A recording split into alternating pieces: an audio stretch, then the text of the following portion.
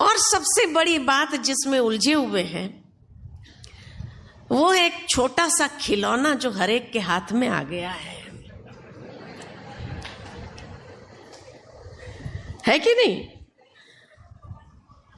ये खिलौने के उलझन में ऐसे उलझे रहते हैं सारा दिन कि घर में बैठे हैं 4 लोग एक दूसरे से बात नहीं कर पा रहे हैं और बात न करके उसी में उलझे रहते हैं सारा दिन। कई लोग रास्ते चलते चलते और उसमें एक्सीडेंट हो जाते हैं। कई लोग उसी में ऐसे उलझे रहेंगे।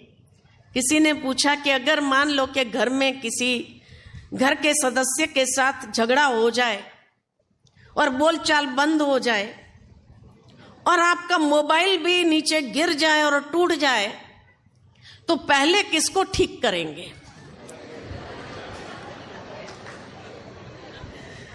हाँ, मोबाइल को ठीक करेंगे। ये हाल हो गया है। कहा जाता है कि ये साधन they are very good servants, लेकिन उसको मालिक न बनाओ,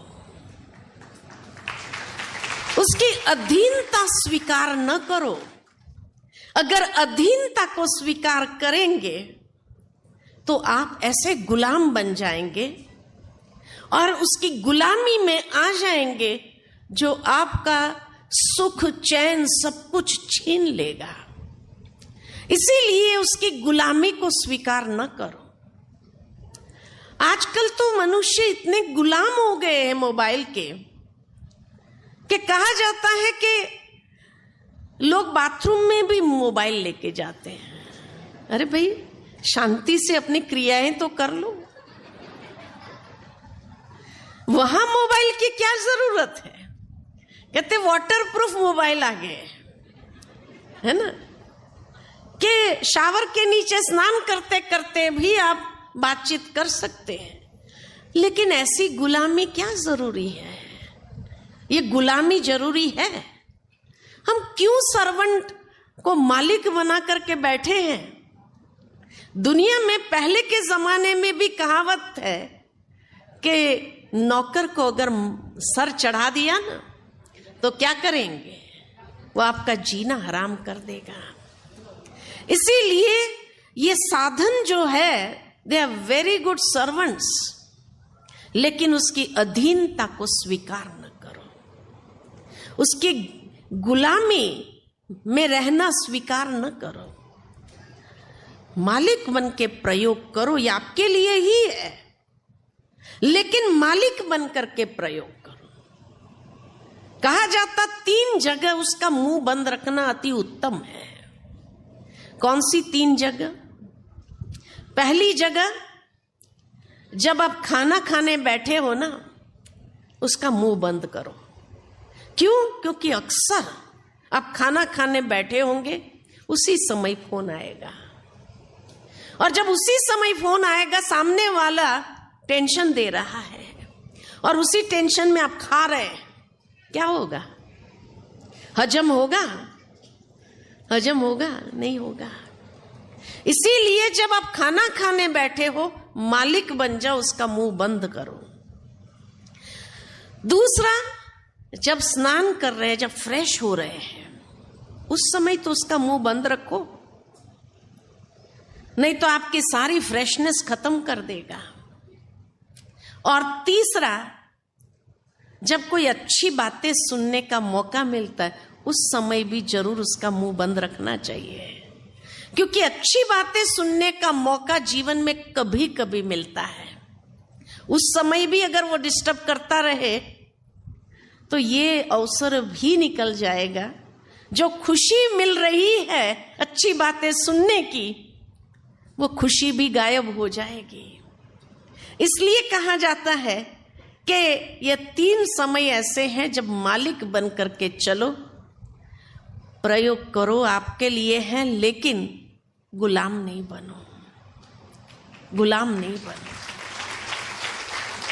और कभी कभी अगर हो सकता है तो, पहले के जमाने में स्वास्थ्य के लिए अति उत्तम कहा जाता था उपवास करना, क्या हफ्ते में एक दिन इसका उपवास कर सकते हैं?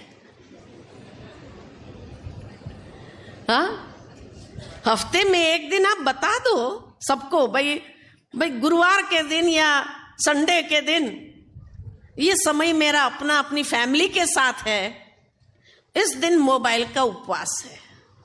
लोग आगे पीछे कर देंगे, बहुत जरूरी होगा पड़ोसी को फोन करें और बता देंगे, आपको मैसेज मिल जाएगा।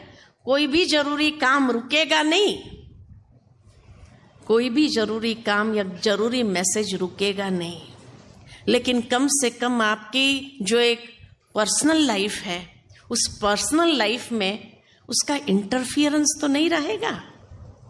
जो कहते हैं हाँ हफ्ते में एक दिन उपवास कर सकते हैं, शायद ये उपवास यहीं से निकला था कि साधनों से अगर गुलामी छुड़वानी है अपनी, तो हफ्ते में एक दिन इसका उपवास करो। कौन करेगा?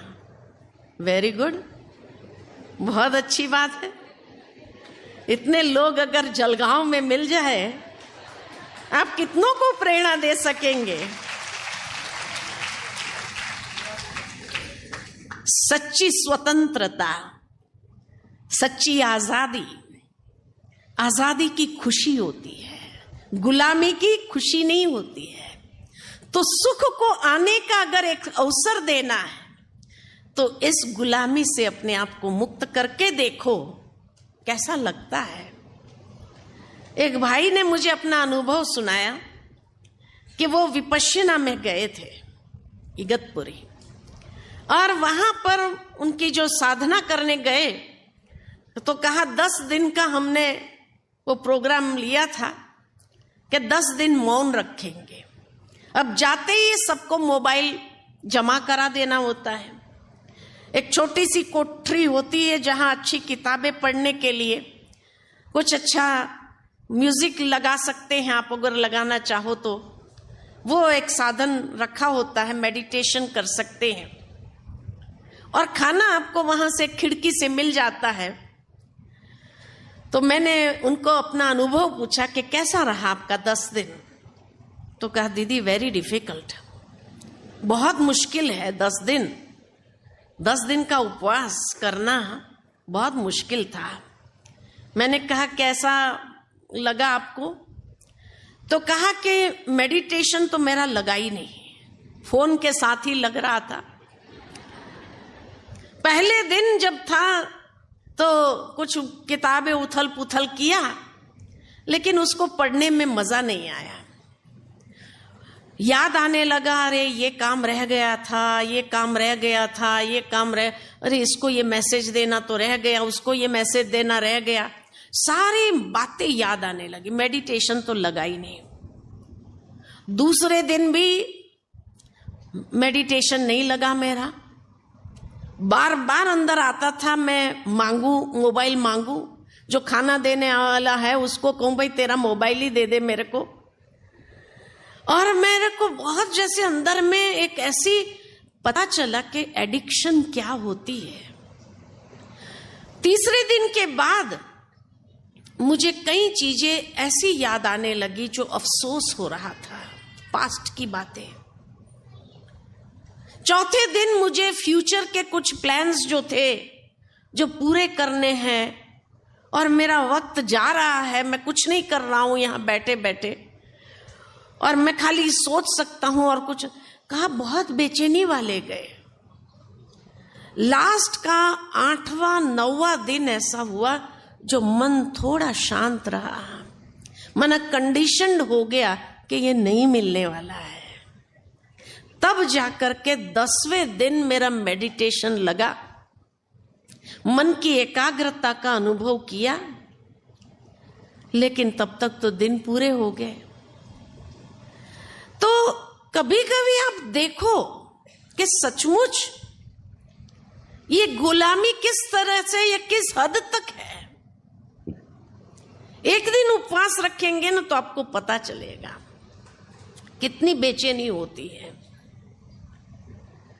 एक जगह हम गए थे, एक परिवार के यहां, वहां एक बोर्ड लगा हुआ था, वाईफाई जोन। तो मैंने पूछा ये वाईफाई जोन क्या होता है? तो कहा कि आज संडे है ना, आज संडे हमारे फैमिली में वाईफाई जोन होता है। मैंने कहा मतलब सारे लोग मोबाइल लगे हुए होते हैं, संडे छुट्टी? बोले नहीं, wifi zone without internet family interaction, ये वाईफाई जोन है। विदाउट इंटरनेट, संडे माना विदाउट इंटरनेट फैमिली इंटरैक्शन बहुत जरूरी है। सारा हफ्ता हम अपने कारोबार में रहते हैं, इसलिए उपवास रखने के लिए उस दिन हमको सबको मोबाइल को एक बॉक्स के अंदर डाल देना पड़ता है। कोई भी मोबाइल यूज नहीं करेंगे, family interaction, just family interaction. और हमारे परिवार के अंदर इतना प्यार बढ़ने लगा है, इतना सुकून मिलने लगा है, और हर एक को पता है कि संडे माना वाईफाई जोन है हमारा घर। आप अपना घर वाईफाई जोन बना सकते हैं। Without internet WI, without internet family interaction FI, है ना? तो वाईफाई जोन बनाकर देखो, अपने बच्चों के साथ बैठ के खेलो, कैरम खेलो, कुछ अच्छी गेम्स खेलो, जहां आप बैठ करके आपस में बच्चों को भी इन्वॉल्व करो और उनको भी ये बात महसूस कराओ कि हाँ, वो पहले की गेम्स कितनी सुंदर थी और ये मोबाइल की गेम्स में कुछ नहीं है, ये भी महसूस करें। अगर एक बार इसका टेस्ट उनको वापस लग जाए ना, तो आराम से आपकी जो शिकायत है वो सदा के लिए समाप्त हो जाएगी। कि आजकल बच्चे सुनते नहीं हैं, मोबाइल छोड़ते नहीं हैं, छुट्टी के दिन में तो और भी ज़्यादा उसका छुड़ाना मुश्किल हो जाता है। पहले आप उसका उपवास करके देखो, फिर आपके बच्चे भी उस चीज को अनुसरण जरूर करेंगे और सुख को अपने जीवन के अंदर बहुत सहजता से आने देंगे। तो इसीलिए कहा कि ये साधन,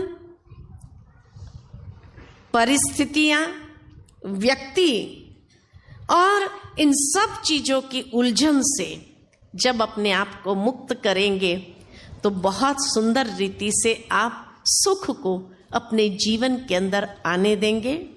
टेंशन, अभिमान और भय, उसके बदले प्रेम, नम्रता और मधुरता को अपने परिवार के अंदर आमंत्रित करेंगे और उससे अपने परिवार के अंदर वो खुशहाली जिसके लिए आप तरसते हैं वो सहजता से आप अनुभव कर सकेंगे। इन्हीं शब्दों के साथ वाणी को विराम देती हूँ। बहुत बहुत धन्यवाद। तो जीवन में सुख को आने का अवसर दो। आने देंगे ना? आने देंगे? बहुत अच्छी बात है। आपके हाथ में है, आपके हाथ में है उसको अवसर देना नहीं देना, आपके जीवन में सुख को आने देना है नहीं देना है, ये आपके हाथ में है। ठीक है, थोड़ी देर के लिए हम मेडिटेशन करेंगे, सभी अपने मन को शांत करेंगे, बाहर की सभी बातों से स्वयं को मुक्त करेंगे